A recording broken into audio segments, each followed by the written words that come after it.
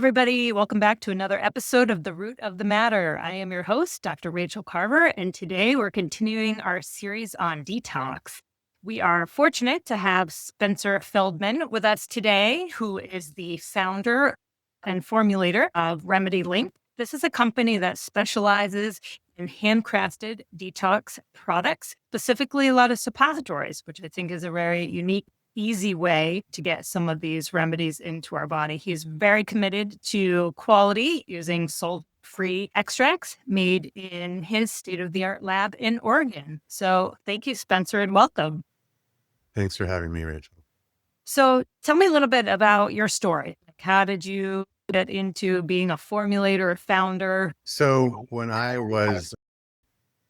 graduated with a mathematics degree and I didn't want to be an actuary. I was in New York City and I grabbed the yellow pages of New York back when you used to have yellow pages, which is like this thick. And I went from accountant to zookeeper and I couldn't find anything nothing jumped out at me. And I'm like, oh my God, I'm lost in this world. There's nothing for me here. And then but I had an interest in alternative medicine. So I got a dark field microscope 30 years ago and I started doing EAV and I went to acupuncture school and I did all these things.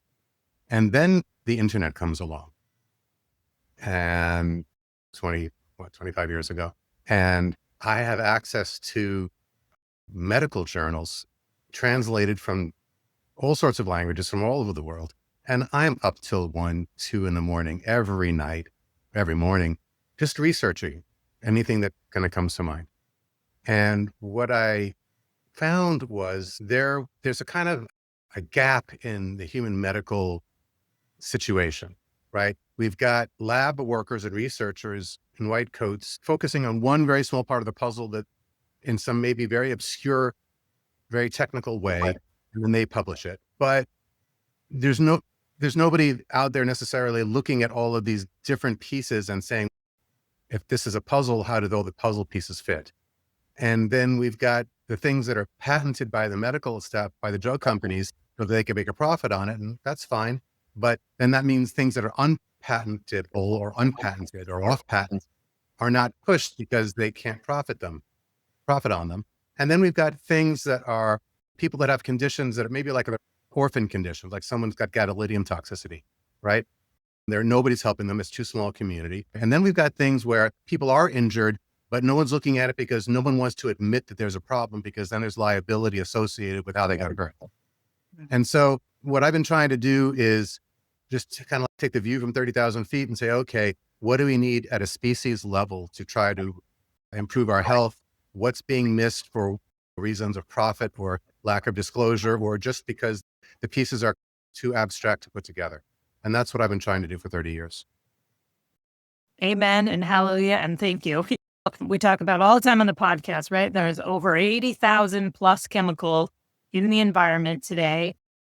Biologic dentistry is gaining more ground these days because we know dentistry is one of the most toxic professions out there. And I was talking to somebody earlier today, right? 30, 40 years ago, yes, we had amalgams, which contained mercury, but we didn't have plastics. We didn't have all of these environmental toxins, right? So a person with a mouthful of amalgams, it wasn't as much of an issue as it is today. And so now there's so many of us highlighting and creating this awareness. And again, it's not one thing, right? It's the combination of all of these chemicals and toxins and even emotional toxins, right, that fill up our bucket. And it's very hard, even those of us who are aware of this, how do we get this stuff out of our bodies, right? And that is the challenge. You see all over the place, right? 21-day detox, 10-day, that's just not going to cut it, right? When you can't do a juice cleanse for 10 days. And yeah, maybe you feel better, have a little bit of energy, but you certainly didn't really get these toxins out of your body. And there's so many different kind of toxins that we need different types of detox products depending on what we're trying to detox. So your website is amazing. We'll link to that in the show notes, but there you have so many protocols. You have an amazing library of videos, which is great because they can have the information, but really helping people do this step by step is really important. So just going through your protocols, ones that came to mind that would be relevant for everything I do is the heavy metal, I mean, they're all relevant, right? Because the mouth is connected to the rest of the body. I love that you have a mold one. Mold is probably one of the most insidious infections. It really suppresses the immune system and it's very challenging to get rid of. So to have guidance on that is amazing. Same thing with liver detox, right? I think nobody pays enough attention to the liver, but that's your major detox organ, right? So if that's not working well, it might be challenging to any other detox. We're going to talk about the sleep apnea detox, which that's awesome. Biofilms, that's huge in dentistry, right? We try to kill all these pathogens, but the pathogens are smart, right? They build a wall around themselves. So we need to know how to break through those films so we can actually attack. This is the problem with so much excess antibiotics, right? All these, we're not necessarily killing, we're killing maybe the good stuff, but we can't get to the pathogenic stuff because of these biofilms. You have a dental one, infection support, again, really great. So tell us, like, if somebody, I think we all need to detox, right? So where would someone start? First, I would ask someone who's talking to me and saying, from a consultation standpoint, how I would ask them, is there something that is specifically bothering you? Maybe something you've been working on for the last 5, 10 years and haven't had much success with? Or are you just saying, hey, I'm in pretty good shape, but I understand that I could be better and I'd like to do some kind of general detox. So most of the people that come and see me, they're at their wit's end, emotionally, economically, because they've been sick for so long. As a general rule, I would say a very large percentage of the illnesses that we're seeing or that are coming my way, the ones that are people can't seem to beat, they're going to be microbiome, toxic metals, or mold. And that's a generalization, right? But those seem to be the three things. And I think the reason why they're challenging to work on is because, number one, we don't see them, right? It's like you don't see metals unless you do a test. Nobody wants to go and necessarily inspect their stool and check their stool pH. And then the mold is something that there could be mold damage in a house from a flood 20 years ago. You can't smell it, you can't see it, but it's dragging people down. And then I would say the fourth thing would be sleep apnea, which doesn't mean that you're choking. It could just mean that you're having a difficulty breathing and your sleep is getting fractured. And while that is as damaging as the other three, I find that it usually comes from it's a second order effect, but it's devastating for people. I would like to work on those four things. I like to make sure they're sleeping properly, their microbiome is dialed in, the metals are out, and then the mycotoxins. And when you take mycotoxins out, you also take out chemicals. It's the same process. I love that you said that because on sleep apnea in dentistry, there's all this academies for sleep medicine. It's like becoming a specialty too, but we're so focused still on the anatomy and less so on what are the other things. And I've found in my own practice, when you're looking at these 3D x-rays, it's not all anatomical. There's a breathing component, there's a physiologic component too. And I think sometimes we're still deer in the headlight, tunnel vision on some of these things. So since we're talking about that, maybe it's the fourth thing, but I like to know your website, you talked about, is it from inflammation in the tissues, which this is really interesting, right? Because our anatomy doesn't really change that much through our life once we become adults, right? And so how come at 20, you're not snoring, have sleep apnea, but at 40, you might? Actually, 1 out of 3 kids snore now, but It's true. It's true. So sleep apnea and sleep hypopnea, for the people who may not understand what that is. Apnea means the breathing stops. You can't breathe. And hypopnea means it's hard to breathe in, it's laboring. If you're running, you're still breathing, but you're not getting as much oxygen as you want to. And unlike all other animals on the planet, we speak. And that means that we have the most unstable airway. The cost of the gift of speech is an unstable airway. So we, as a species, are more prone to airway disorders. Now, so that's built into the cake. And then the next thing is, if you follow the works of Price and Pottinger, you know that we are 4 generations into destroyed soil and processed foods. And they showed that's causing deformities in the mouth, but the airway is an extension of the mouth, you could say. And so we're seeing deformities and they're changing goalposts, right? Oh, that's a normal airway compared to someone 300 years ago, and you'll see that it's half its size. And then the other thing is we have the inflammatory infectious side of it. If someone's laying in bed, they're allergic to dust mites, and there's their sleep, and there's mold, and as they breathe this stuff in, their airway swells a little bit, and then now they're starting to have difficulty breathing in. Now, the medical establishment says that it is acceptable to have your breathing stop 5 times an hour. That's an example of moving goalposts.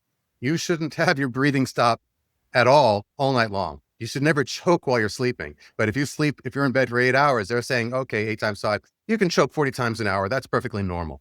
Okay. It's not normal. It's average. We shouldn't misconstrue normal and average. Normal is what is appropriate for the design of the system, and average is what's actually happening. So it is average. It's certainly abnormal, right? You can go and get a $500 sleep study, or you can go get a $50 to $500 pulse oximeter. And if you see your oxygen levels going down below 95, and your heart starts to go up, right? Sometimes the heart will go up and then calm down. And the heart and the breathing and the oxygen levels don't happen at the same time. But what you're going to see is heart rate going up and oxygen levels going down. That's a sign. But if you don't want to do that, here's something simple. What are your dreams like? Okay. You should have pleasant dreams. If they should be nice, right? Wandering, meeting people and going through interesting landscapes right. But if you have a dream that's stressful, that's the brain interpreting the inability to breathe properly, right? So now the person's struggling to breathe twice as hard to breathe as normal. And it's as if they're running. So how does that manifest in a dream? It could be frustrating. You're trying to do something, breathe, but you're not. So the dream manifests as you're trying to make something happen that you can't, or you're running. Now, if you have a dream with violence in it, violence to you or to somebody else, or there's fighting, that's apnea.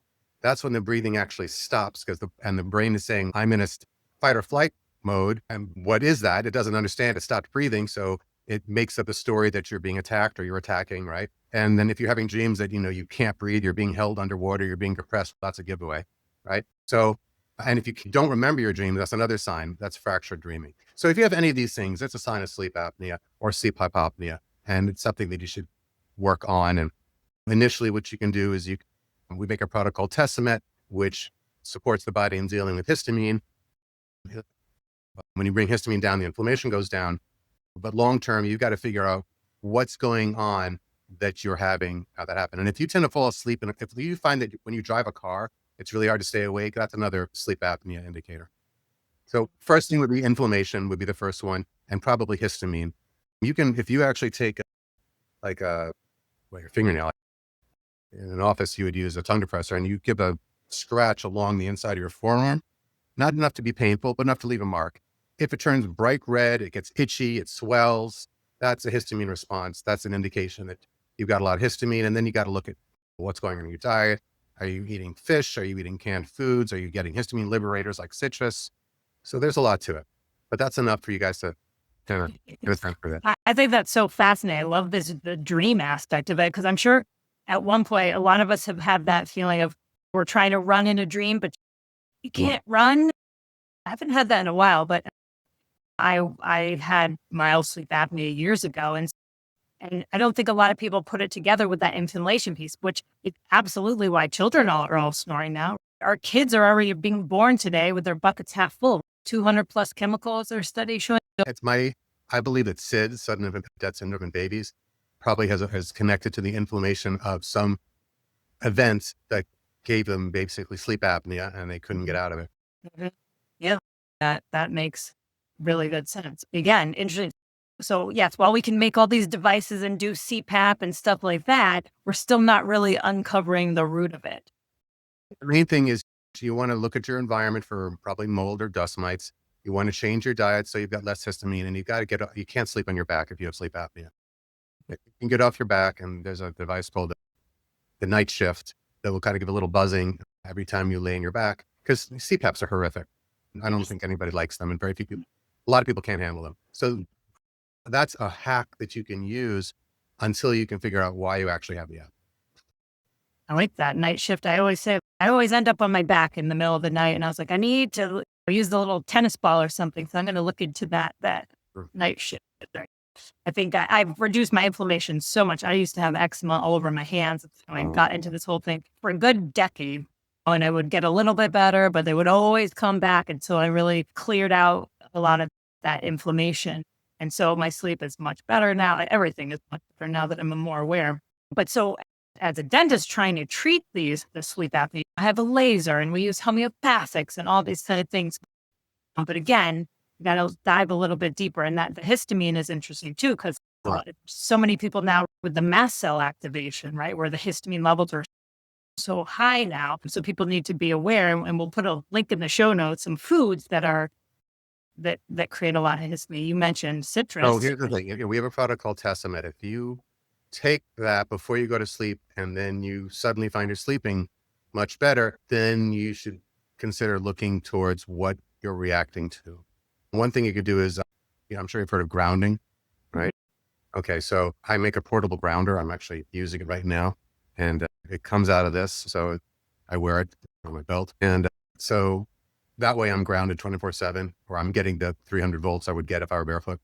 But we make a unit that you can actually sleep with. It's a mat. And rather than running a cable out your window and to a post in the ground, it'll actually give you anywhere from 300 to 18,000 volts at low amp.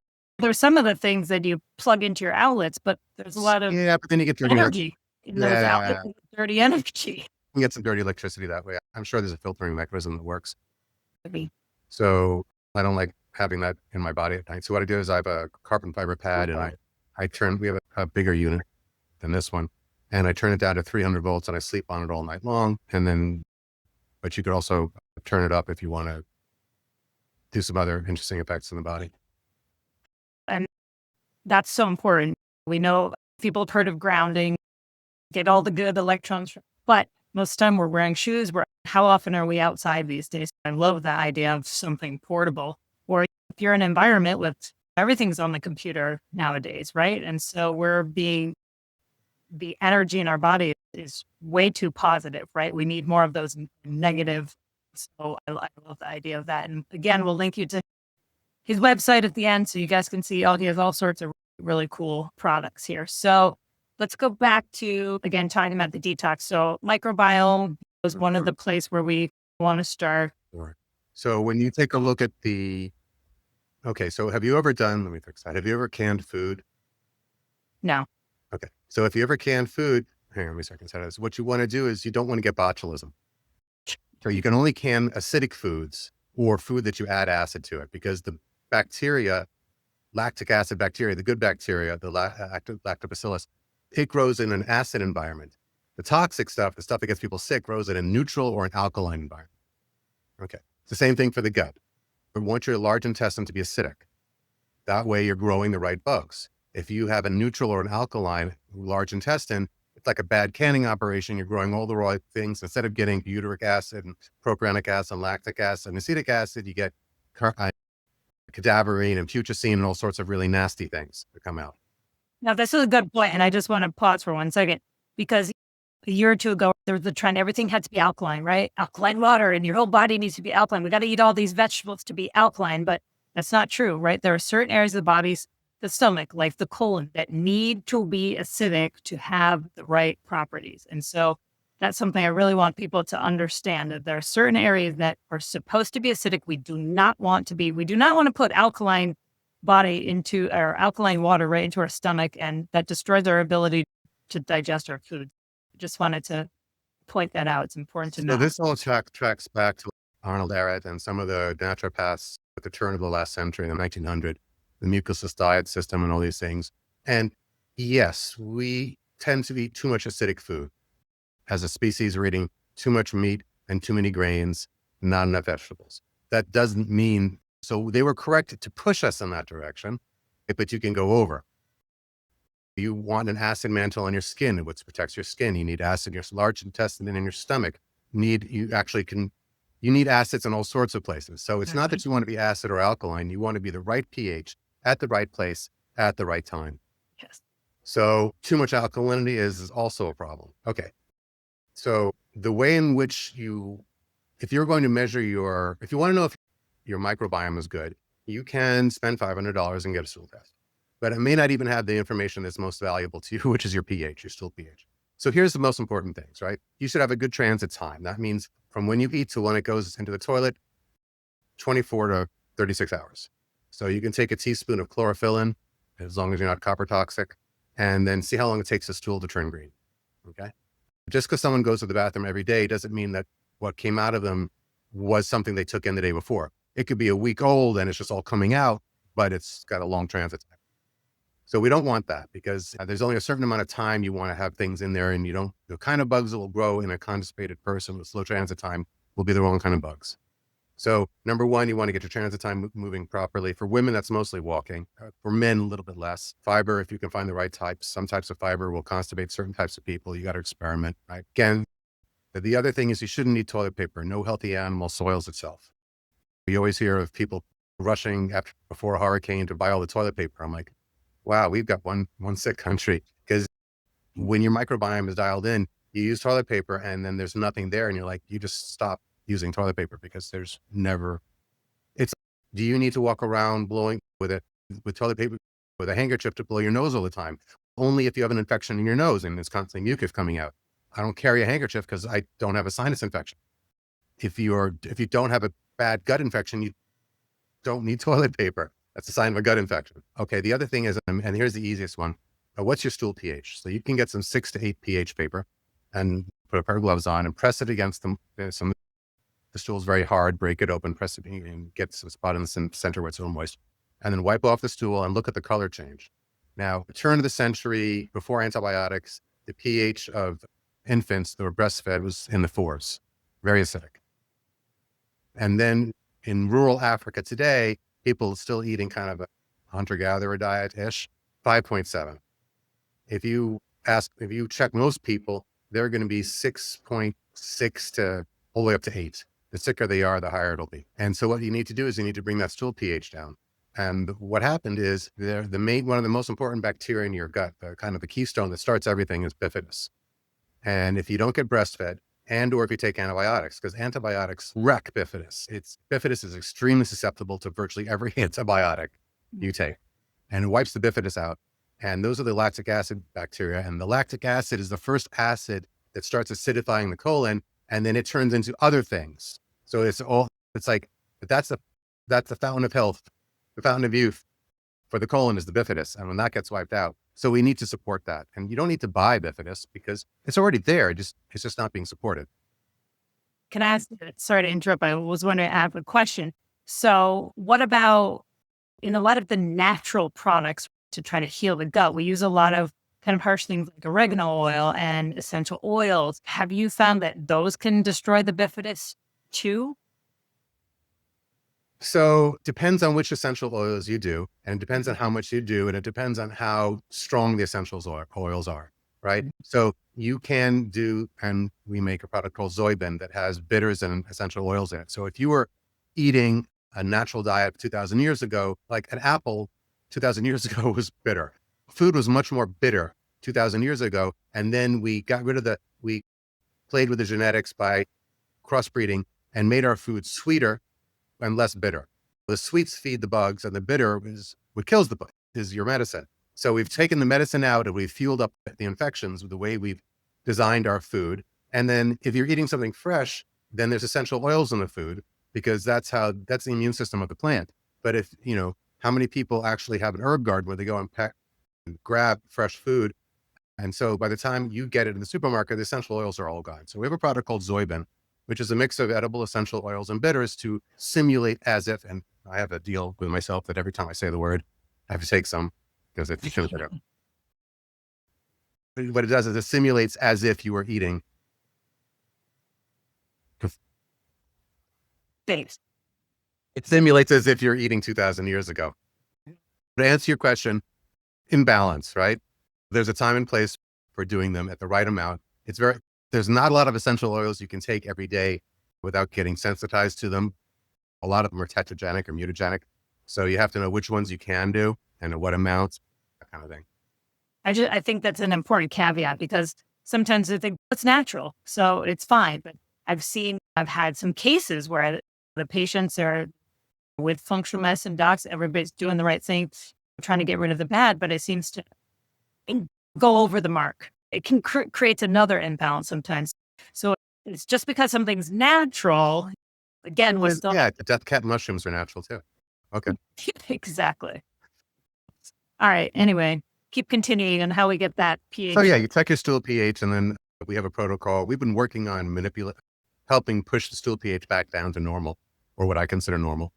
And the protocol has definitely changed over the last year because I'm still learning, which is why they call it the practice of medicine, right? Because we don't really know. We're still learning. It's so complex.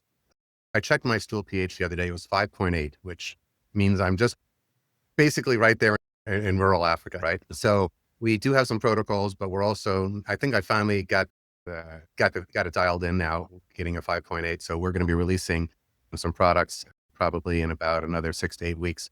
That will be our new and improved microbiome protocol. Basically, what you're looking for is there's a lot of probiotics, not probiotics. I don't do a lot of probiotics because you get a stool test and they say, oh, your Akkermansia mucophilia is very low. I'm like, do you have one? I'm like, yeah. I'm like, but if you feed it, won't it be 20 billion by tomorrow? So why do you need more of these things? So people are fixated Yeah. on the probiotics, not realizing they're there. They're just suppressed. So the deal is to feed them properly. And I think you're seeing a little bit of that shift, right? We're talking about prebiotics and postbiotics. If you're keeping up on the newest research. So yeah, Right. I've moved away from It's all about the probiotics. prebiotics because the prebiotics feed the probiotics. So the probiotics make the postbiotics. Right. So if you don't get the right prebiotics, then everything else will be temporary. Now we do make a postbiotic product for people while they're building their microbiome. Yeah. And so I do take probiotics. I'll actually take juice that I make from my orchard, and I'll take carrot juice and I'll ferment some lactobacillus and all sorts of fun things to drink it.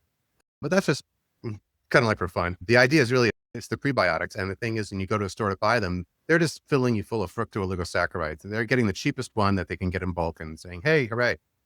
But what I did is I said, okay, if I'm a hunter gatherer and I'm eating wild honey and mushrooms and insects and shellfish and all these things and connective tissue, what would my prebiotic diet look like? So our product called Panaceum is a recreation of the prebiotics you would get as a hunter gatherer. And you can see that I think that way a lot. I think about what did we do before we knew any better? How did How do we we? get back to the garden? Right.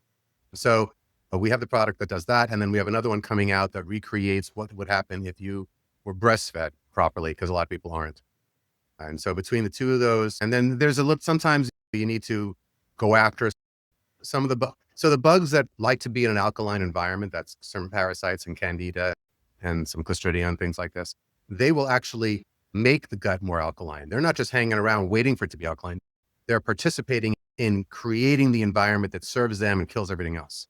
So sometimes we have to go in there and throw a monkey wrench in their metabolic biochemistry so they can't make so they can't make ammonia, which is what they're doing. Yeah. And that's a tricky thing, right? Sometimes with the pH papers, we see this in the mouth sometimes. When I started using it, like, I know there were two patients that really made me scratch my head at first when their mouth was full of decay, right? And I took a pH and it was like 8. And I thought, how can that be? But there was so much bacteria. They were producing so much ammonia that it was masking the true acidic thing. So that, again, there's some nuances, right, to everything. Yeah, that's good that you caught that. I call that a false or a ghost pH reading. The people are hyperacidic, but it's being masked by ammonia. Well done. Yeah, it's very interesting. So the basic, and I think probably 100% of us or 99% of us have some kind of disruption on our gut just because of the world we live in. So what I'm hearing or deducing is that really starting at that microbiome, that's where we need to start before we jump into, as a dentist, I'm like, I'm sure I have mercury. It never shows up on any test, right? Because it's in my brain tissue, it's in my bones. It's not just floating around there. But if I get my microbiome really dialed in, which maybe I'd be able to determine from my stool, would that be like the signal that, okay, now I can move on to trying to release that mercury? I don't do it that way. I like to give everybody all of it. However, I do stagger them. So I would pick one first because I want to know how you respond to something, right? So if I were to say go after metals and the person has no reaction to it, great. Now let's add in chemicals. Great. Now let's add in mycotoxins. And all of a sudden they're just rocked. Okay, mycotoxins, right? Now, Mhm. the FDA makes you put on every product you have saying this is not, will not treat anything, but they also make you say, and it is not to diagnose. Why? Because a good protocol is diagnostic, right? Mhm. If you give somebody something that does something, that gives you information. So I want to get someone on as many protocols as I can that are not mutually incompatible, but I want to do it staggered so I don't lose the data I'm getting each time I add one in. Oh, yeah. So that's really interesting. So depending on how much somebody can handle at once, I like that's that's good because some of the, oh my gosh, but I'm gonna have to be on this protocol for 6 months and then this one for it would take forever. That's the reason. I'll give them as much help as you can. Yeah, yeah. So tell me, so we can test the stool. Is there value in testing the urine pH? Sure. What you want is stool pH, I think, 5.7, but anything under 6.6 is acceptable, but the lower the better as a rule. Mhm. I want saliva pH at 6.8. For every zero point 0.1 drop, that's a massive increase in metabolic disorders. And you'll see lots of people walking around with saliva pH of 6.4. Oh, yeah. And what you find is you're going to see obesity and high blood pressure and glycemic index control problems. And you're going to see all sorts of circulatory disturbances when that starts happening, the metabolic syndromes. And for the urine pH, it's going to depend on what time of day you get it. But that's a lot of that's going to be driven by your diet, right? So having your diet proper is going to be pretty important. The thing that's diet is so confusing for so many of us, right? Mm. Because some people thrive on a raw diet, some people thrive on carnivore. There's so many different iterations. Very few people thrive on raw for very long. They'll feel great in the beginning. A raw diet is a very clean diet, but it's also a very exhaustive diet, right? Mhm. We have outsourced to fire our digestion. Now, consider how much time a gorilla has to spend Eating. eating, right? But what happens is fire allowed us to have a smaller digestive tract and a smaller mouth because it made food so much more assimilable. It also killed certain infections. Why can a vulture eat roadkill and carrion? It's got a stomach pH of 2 or something, right? Why can dogs lick water out of a puddle, not get sick? It's got a very acidic stomach. We don't have that. We don't have super acidic stomachs. So we can get sick and because we've been eating cooked food for so long, if you suddenly jump to 100% raw, you're, that's a change that happened over 10,000 years. You can't necessarily reverse it in, in one lifetime without some consequence. Great. Raw food's great. I did it for a while. And if you're going to do raw food, please do raw meat, raw fish. Yeah. And so what I was saying with that, when we have the different diets, would a proper pH in urine determine if you're on the right track with your diet? That's one of the things you want to look at. So the diet is very personal, right? If Mhm. you have a tendency towards building kidney stones, you probably want to stay away from the oxalates. If you have an issue where you can't break down mycotoxins, you probably want to stay away from most grains. I mean, you could do like millet and quinoa are low on the mycotoxin range. You'd actually do better with white rice, even though white rice is devoid of so much nutrition. You take white rice and then you're losing all the B vitamins and you're losing the bran and the oils, yet you're also getting rid of most of the mycotoxins. So the answer is always, it depends.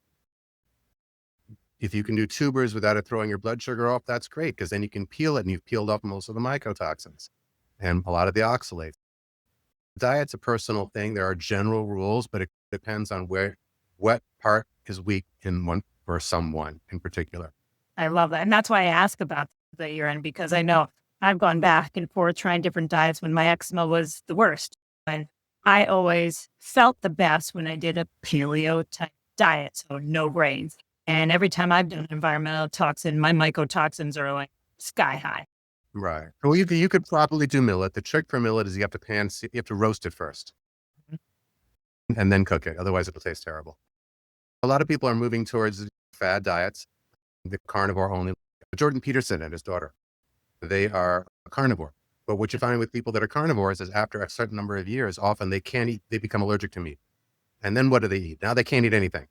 And something interesting, if I ever have a chance to talk to Jordan Peterson, I think he's a great mind. I'd love to help him if I can.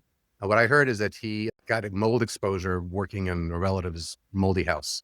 And I'm like, that's not just, is that he has a genetic inability to handle mold toxins. I'm like, that's most likely why he and his daughter do well avoiding grains, because it's not the grain, it's probably the aflatoxins and all the mycotoxins in the grains. Grains are, what happens is we store them in these giant silos, supposedly at 14% humidity, but there's always leaks, and they could be in a silo for up to 2 years. And so we end up eating all this moldy food, which if you get a UV light and shine it in a dark space, you'll see the blue purple glow on your grains and your beans and stuff. And then the stuff that's got too much mycotoxin, even for that, gets fed to the animals. But then we eat the animals and we get it that way because then it's magnified. And so guess what meat is the least mycotoxic?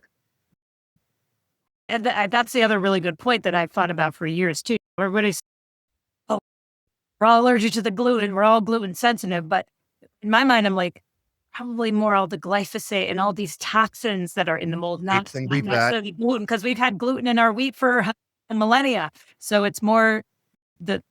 Now, granted, the kind of gluten we have has changed. Another thing about gluten is it simulates MSG a little bit, right? And so people who have MSG sensitivities, that's because they can't balance their glutamate and their GABA. And that's because they can't, and that's a mycotoxin problem. Mycotoxins, in addition to messing around with estrogen and testosterone and hormones and kidney and liver toxic, they make the person unable to detoxify glutamate. So the glutamate problem is really, it's a mycotoxin problem.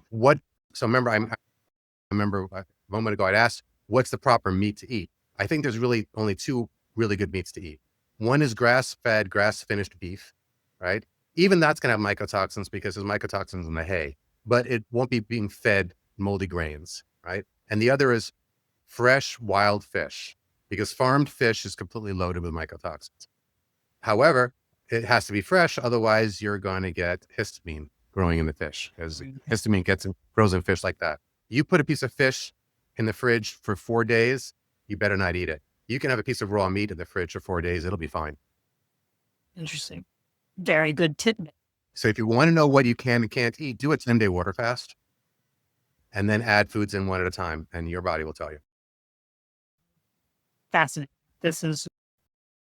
And I've been saying on the podcast for a long time, right, that it's toxins and infections at that cellular level, which is really causing everything. So we blame all these different foods, right? And I got away from food sensitivity testing such a long time ago because I'm like, it's not necessarily about, you can never have that food again, right? There's a disturbance in the immune system that we need to remedy. And then I can eat wheat now and I don't break out in my eczema. I don't eat a lot of it because I think I probably have this genetic issue that I know I have lots of detox issues genetically, but now I don't freak out every time I accidentally, or if I'm out to eat, I don't have to freak out anymore because I've healed my immune system to an extent that I don't get that major reaction. I don't remember the name of the naturopath, but there was a famous naturopath years ago said, if you can't get your client to go out to the ball game and have a hot dog and a soda without getting sick, you haven't really fixed them. I think that's a really good point. I think the health is constantly a journey, right? Because we're constantly being exposed to stuff, which is why I really wanted to do this series and really talk about detoxification, that if you're not doing something on a daily basis, you're accumulating the toxins. And at some point, unless you have a really amazing immune system, you are going to have some symptom, whether we label it eczema or Crohn's or cancer or whatever it may be. At the root of that is that disturbance in the immune system, disturbance in the microbiome. So you have to be doing something to detoxify our body on a regular basis if we want to prevent these things. That's my opinion. One other thing I thought was really interesting. So when we're talking about heavy metals, the common way we talk about getting rid of those is chelation. Can you talk to us a little bit about what that is and how heavy metal detox works? So metals are problematic for a couple of reasons. One, there are metals you need, right? You need a certain amount of zinc and magnesium and calcium and potassium. It's sodium. These are all metals. And then there's ones you don't need, like mercury and gadolinium and lead and barium and cadmium. And the problem is they look like the ones you do need, right? So cadmium It looks like lead, so cadmium looks like zinc. And the prostate needs zinc, so the prostate gets full of cadmium. And lead looks like calcium, and the bones need calcium, so the lead goes into the bones, and so forth and so on. So they mimic things. Now, the second thing is, you know what a catalytic converter is in your car? Not really. So a catalyst is something that it itself doesn't change, but it lets other things happen much more quickly, makes other things change more quickly. It catalyzes things. So a reaction that might happen, one reaction per day might be a million reactions per second in the presence of a catalyst. The catalyst doesn't get used up. It's just it being there is enough for that to happen. So metals are catalysts.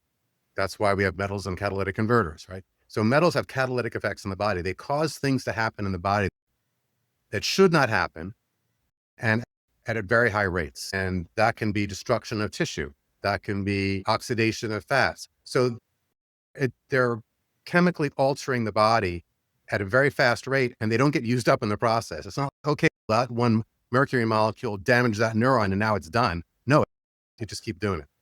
So we want to get these metals out of the body. It used to be when they used to always put gold into fillings, and then the Germans came by and said, hey, let's use mercury. And the German name for mercury is quecksilver. And so the American dentists were like, that's crazy. Mercury is a poison. Why would we put mercury into someone? And they started calling them quacks from quecksilver.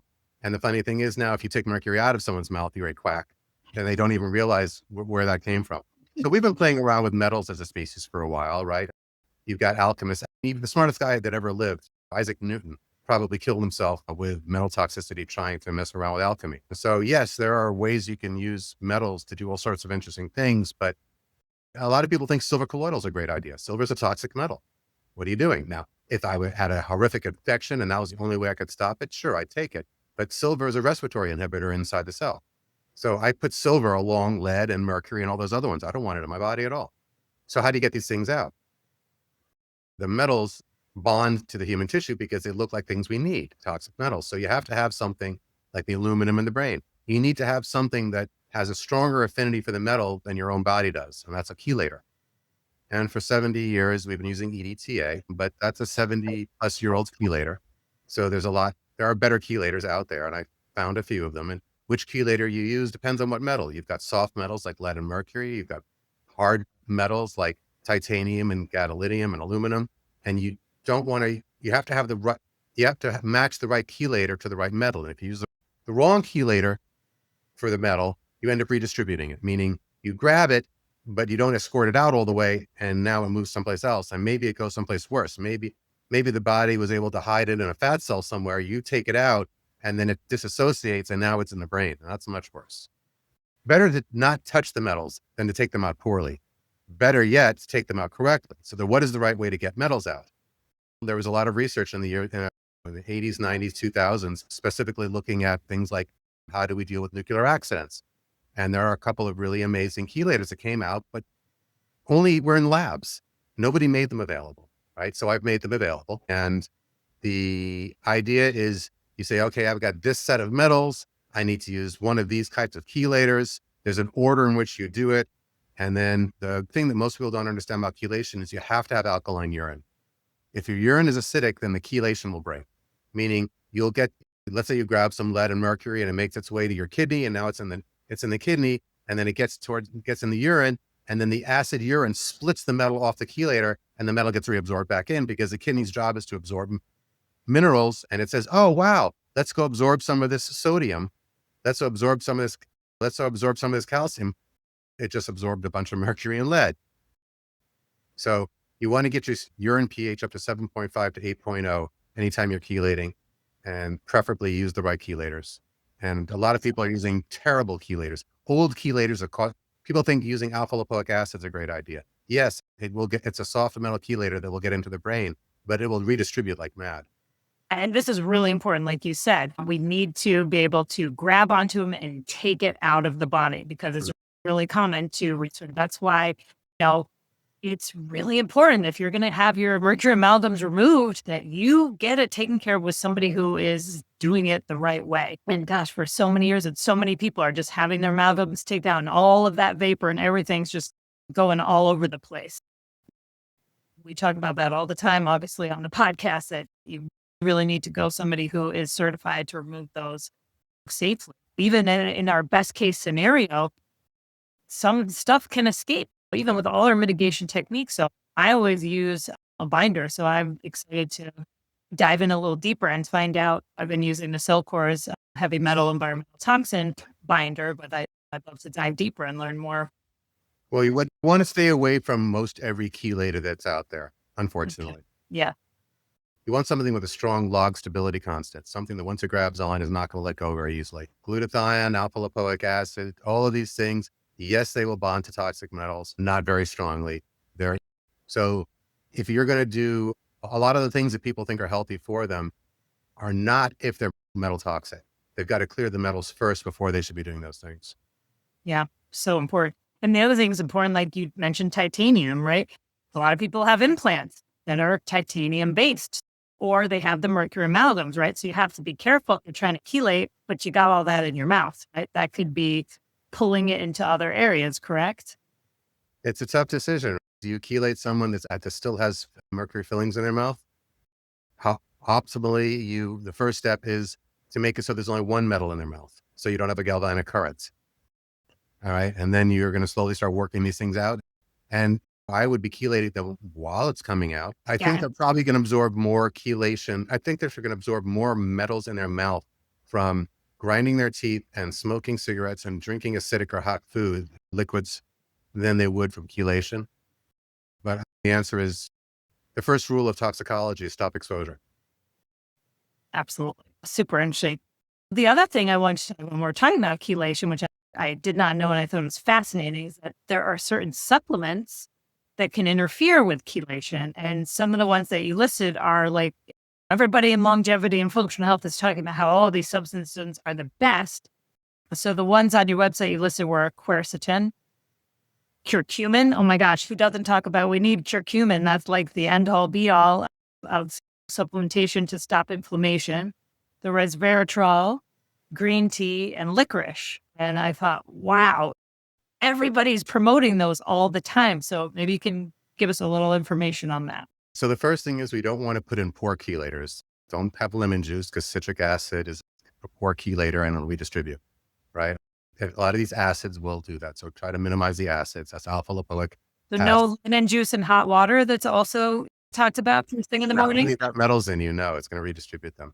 And then the second thing is there's a lot of supplements that will inhibit the body's natural detox pathway. So you could say that there's 4 detox phases. Phase 1 is called phase 1. It's cytochrome P450, where you unmask or attach a polar group to a toxin. You're putting on a grappling hook. You're prepping it. Phase 2 is conjugation. That's where something grabs onto the grappling hook. And now the toxin is water soluble, which means it can leave the cell. As long as it's fat soluble, it can't leave the cell because it'll get stuck in the membrane, it'll get stuck on the cytoplasm, it'll get stuck inside the endoplasmic reticulum. It won't leave the cell, right? Or very slowly. So you have to make it water soluble. And once it's water soluble, then like the P-glycoprotein and the other pumps, the ABC cassette pumps, can then pull it out of the cell, right? So phase 1, you're making it reactive. Phase 2, you're putting in a conjugating agent. Phase 3, you're pushing it out. So supplements that interfere with those things shouldn't be done because you're working across purposes. You're mobilizing the toxin, but you're shutting down maybe phase 3 and it can't leave the cell. So take someone who has multiple chemical sensitivities. They're upregulated phase 1, downregulated phase 2, downregulated phase 3, up 2 and down 2 and 3, up 1, down 2 and 3. Phase 1 temporarily makes the toxin more toxic. It's making it more reactive. For a split second, then phase 2 puts on the conjugate agent.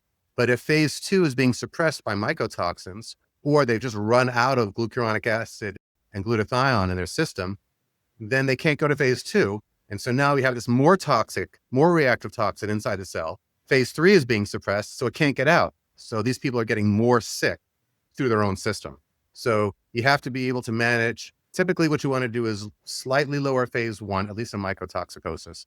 Lower phase 1, raise phase 2 and phase 3. That gets it out. Then you want to make sure that it doesn't deconjugate in the guts, because that's the gut version of reabsorption, like it happens in the kidney. So in the kidneys, you want to make sure that the urine's alkaline so it doesn't reabsorb in the kidneys.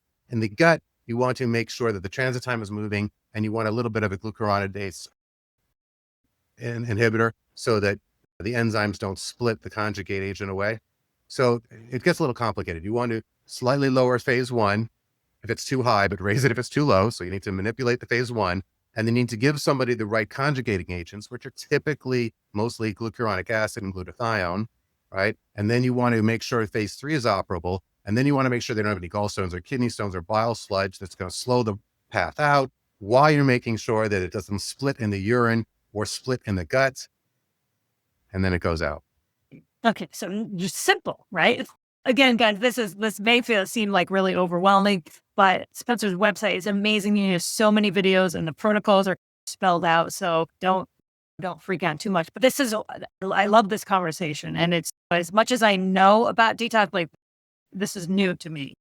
And again, I think sometimes we over supplement. We listen, and I'm totally guilty of this. I'll listen to a podcast. I'm like, oh yes, I need that one, and I need this, but I may be.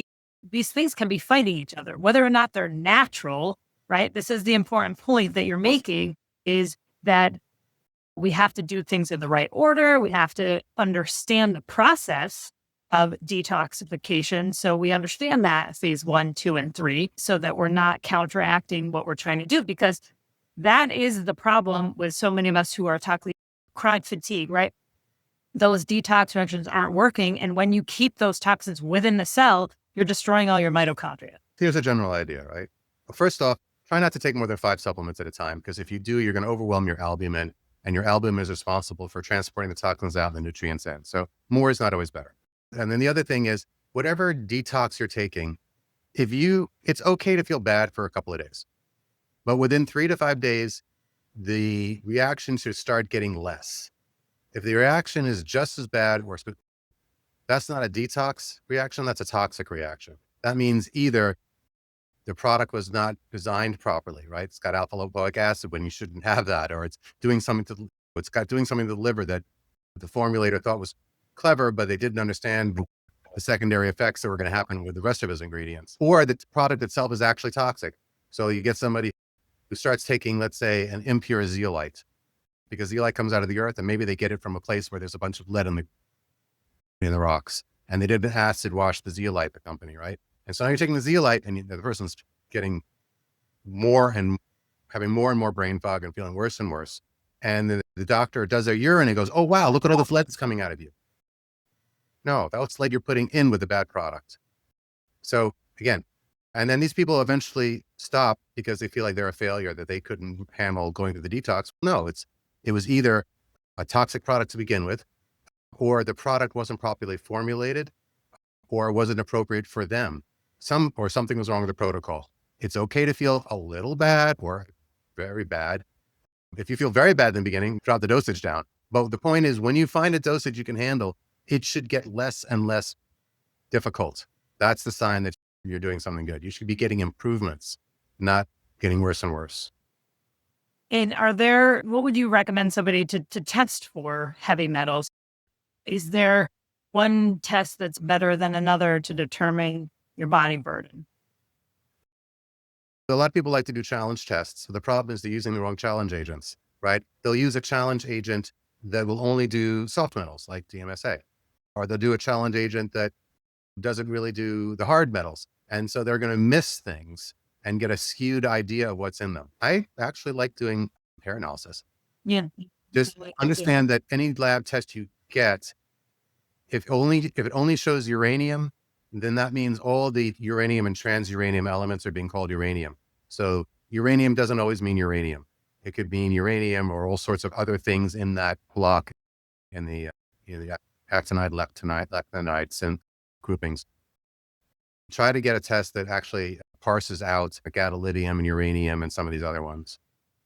That's interesting to say that, because years ago, when I first started doing hair tests, everyone in my family, my 2 children, my husband, had outrageous levels of uranium, just over the end.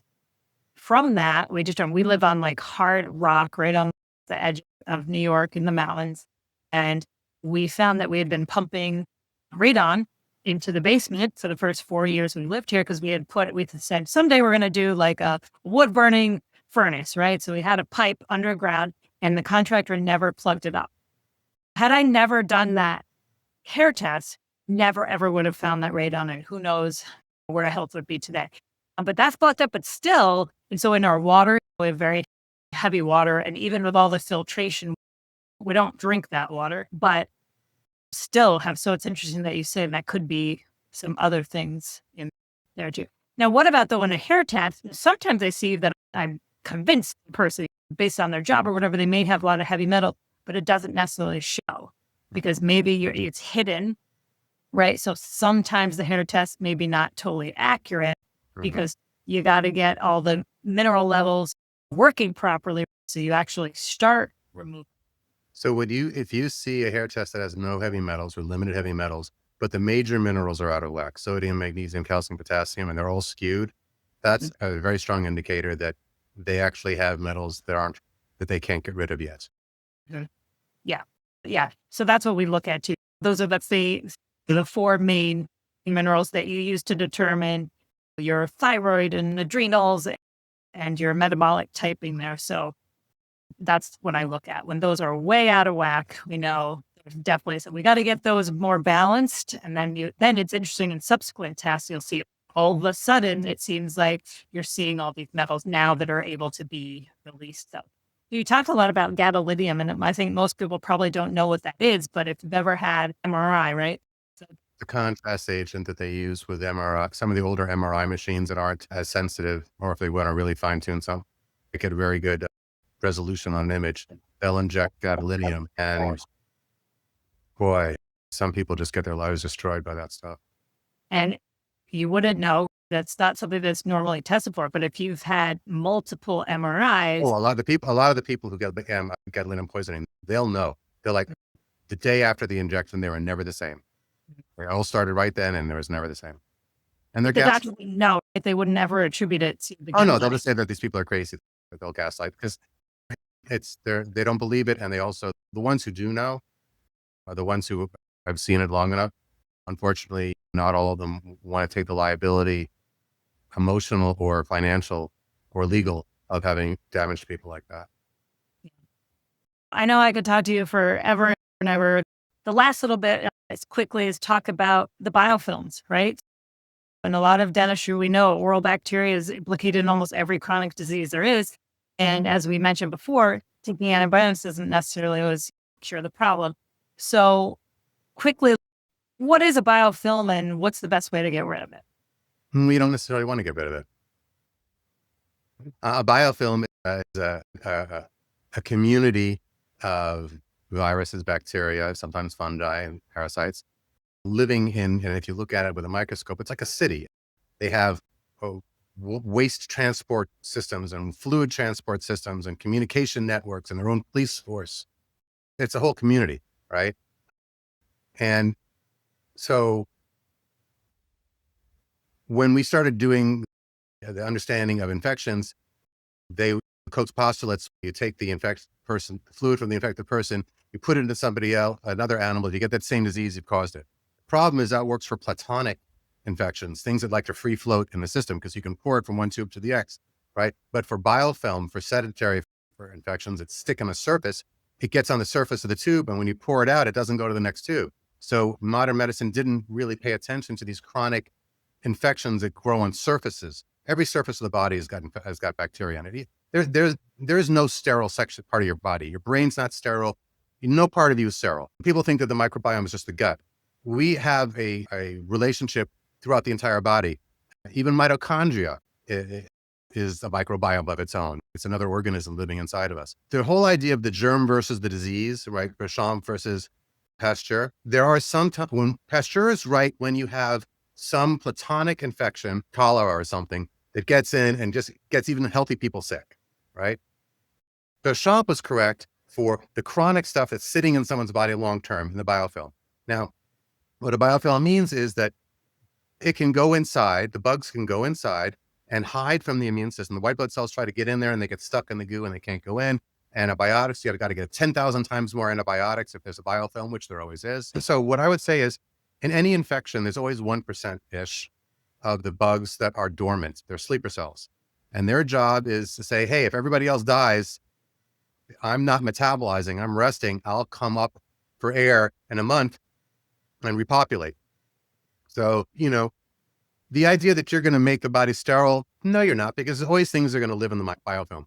Now, can you take things that will bring the biofilm down a notch? Sure. Essential oils and bitters will interfere with the biofilm. But to focus solely on the biofilm, I think is the wrong idea. It's not that there is a biofilm, it's what's living in it. What kind of biofilm do you have? So I want a good biofilm. I want a healthy biofilm full of things that make my brain work better and are anti-inflammatory. And you do that by manipulating the pH and the redox values. And you do that by feeding it the right prebiotics. And you do that by supporting your body, getting the toxins out. So for instance, why is it that why do parasites and worms hate electricity so much? We make a device called the electron charger. It's the much more powerful version of a grounding device. And when people put it on their abdomens, we had reports. If you put high voltage, low amperage over someone's abdomen, you can get lots of worms out. Why do they? I prefer to get parasites out by asking them to leave. Let's say you have a drunk person at your party and it's 1 a.m. and they're still causing problems. You don't wrestle them out the door because things will break. You say, "Hey, Bob, we're out of alcohol, but O'Malley's down the road. Here's $20. Go ahead. Why don't you go grab a beer?" And then he said, "Yeah." And out he goes. So it's the same thing with parasites and a lot of these bugs that are in us.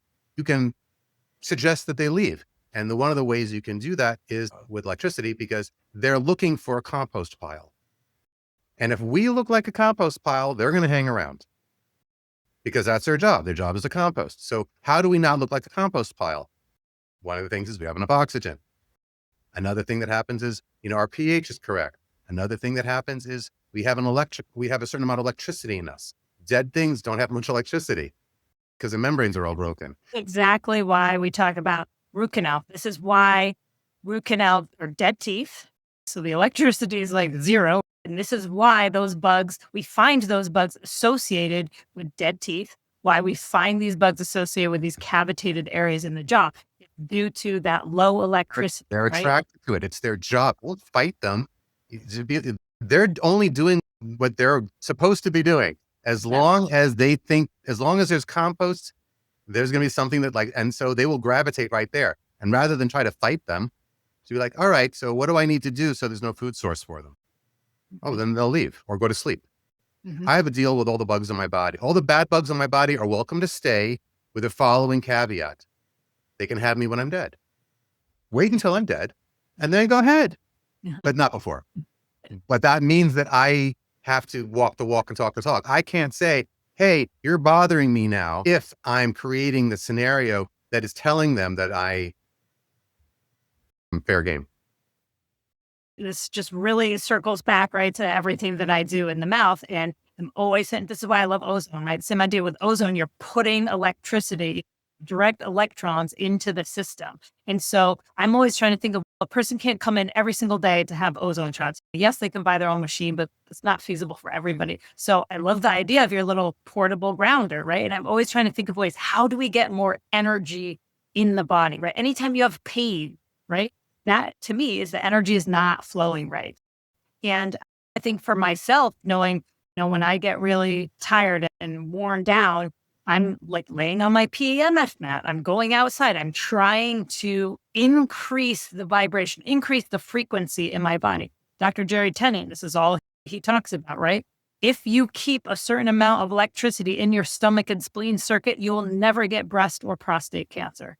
It's all about this voltage thing. And what you just said is, yes, when we have a low voltage, bugs are going to go there. They like that environment. So when we think about, we got to cut out the cavitation, we got to remove all these things. Yes, but how are we going to also restore the energy in that area? Have your little device, or are there any other things that you think are good things that help us keep our voltage? Sure, you can start taking systemic liposomal enzymes to digest all the diseased and senescent cells that are on their way out, so that all you have in your body are healthy, vital cells. And what's your favorite enzyme for that? I like serrapeptase and nattokinase. We make it as a liposomal because if you take them orally and it's not a liposomal, then the stomach's going to break them down because they are proteins. I love that. And that's one of my approaches to periodontal or gum disease. We use those proteolytic enzymes.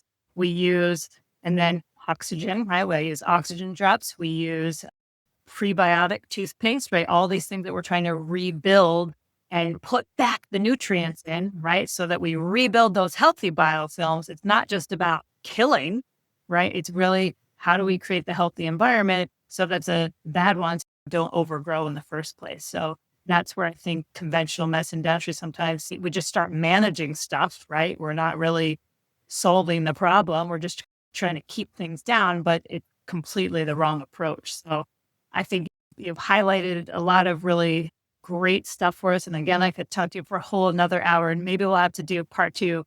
But tell us about your website and how people, if they're interested, I don't know if you work directly with people or you have practitioners that you refer to. If somebody's really interested but wants a little more information or details about how to get started, what would they do?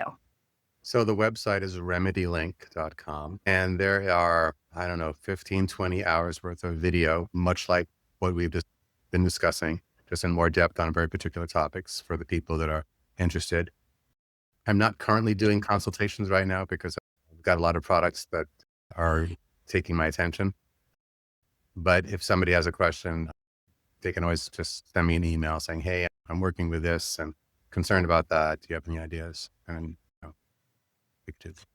I can connect with people that way. And again, his website is fabulous. The videos are really good. And everything we talked about, he has like a separate video for each topic. Thank you so much for everything you're doing. And again, there's so many nuances to this, but again, we want to do it the right way. So hopefully you can also find a practitioner to help you work through this. But Spencer's background is amazing. His products are great. So thank you so much for taking your time today to give us a ton of information. This is something people are going to have to listen to probably 3-4 times. I know I'm going to re-listen to it as I keep researching because everything he's saying totally applies to the oral microbiome too and creating overall health. So I'm excited to dive in. The oral microbiome is just feeding the gut. That's the beginning of the microbiome. We swallow bacteria in our mouth. You can work on your gut all day long. If you're swallowing candida and putrid bacteria, it's gonna keep getting to the gut. And that's what I say all the time. The coolest part about my job is this is accessible. It's a lot easier to treat the mouth. And again, why we're doing that podcast, because people just think, yeah, I'll brush and floss and use fluoride and I'll be all set. No, it's a lot more complex than that. But again, super accessible. We can make dramatic improvements in our overall health by keeping our mouth really healthy. So thank you so much. I hope you all enjoyed this episode, and we'll have all this good stuff in the show notes, and we'll see you on the next episode, everybody. Take care. Huge thanks to you, our amazing listeners, for helping us climb into the top 5% of podcasts in the oral health space. With all the love and support, we've been getting many requests for one-on-one consultations. So we made it happen. Are you ready to take your oral health to the next level? Click the link in the show notes to book your personalized consultation, and let's kickstart your journey to a healthier, brighter smile starting today. We'll see you then.